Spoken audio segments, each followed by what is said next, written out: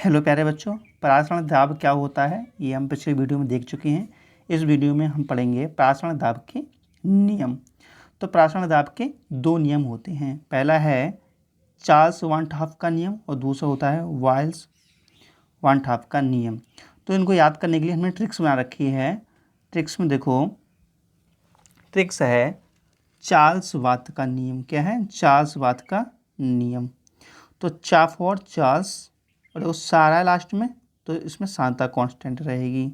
ठीक है, तो तीन चीज़ें हैं, परासरण दाब, प्रेशर, टी फॉर टेम्परेचर मतलब ताप, और सांद्रता कंसंट्रेशन।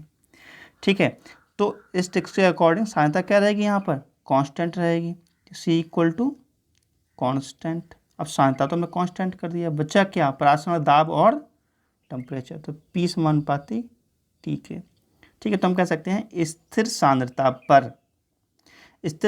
पर किसी विलयन का परासरण दाब उसके परम ताप के समानुपाती होता है, मतलब टी के समानुपाती होता है। क्लियर? देखो ये डेफिनेशन लिखी है, स्थिर सांद्रता पर किसी विलयन का परासरण दाब उसके परम ताप के समानुपाती होता है। ठीक है, सी इक्वल टू कॉन्स्टेंट, तो पी समानुपाती टी के। अब देखो चार्ल्स वात का नियम, तो चार्ल्स का मतलब तो हो गया, चार्ल्स के नियम में सांद्रता कांस्टेंट रहेगी, और बागा मतलब वाइल के नियम में टेम्परेचर कांस्टेंट रहेगा। तो हम कह सकते हैं टी इक्वल टू कांस्टेंट।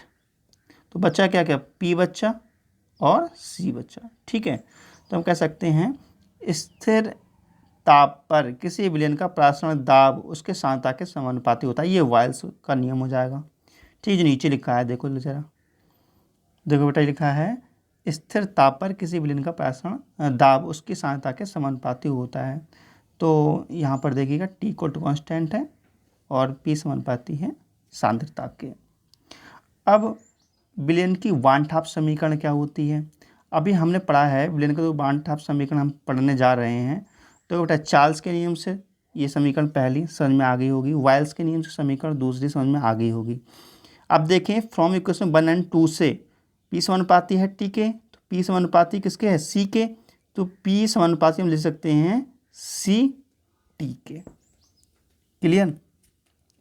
या P इक्वल टू समानुपाती हम कांस्टेंट हटाएंगे तो हम विलयन कांस्टेंट होता है एक S।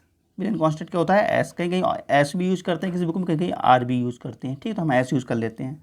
तो CST P इक्वल टू क्या हो गया बेटा? CST।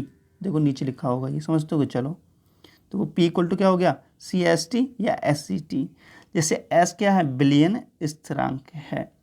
ठीक है, अब देखो C इक्वल टू क्या होता है? सांद्रता बराबर होती है मोलों की संख्या, मोलों की संख्या अपॉन आयतन, विलयन का आयतन। तो मोलों की संख्या n है, आयतन b है, तो C इक्वल टू क्या हो गया? n अपॉन b हमने पुट कर दिया यहाँ पे C की जगह पे। ठीक है, तो ये हो गया क्लियर। अब मोलों की संख्या बराबर क्या होता है? विलय का भार बटे उसी का अणु भार। तो हमने ये वैल्यू यहाँ पुट कर दी, तो ये आ गया। ठीक,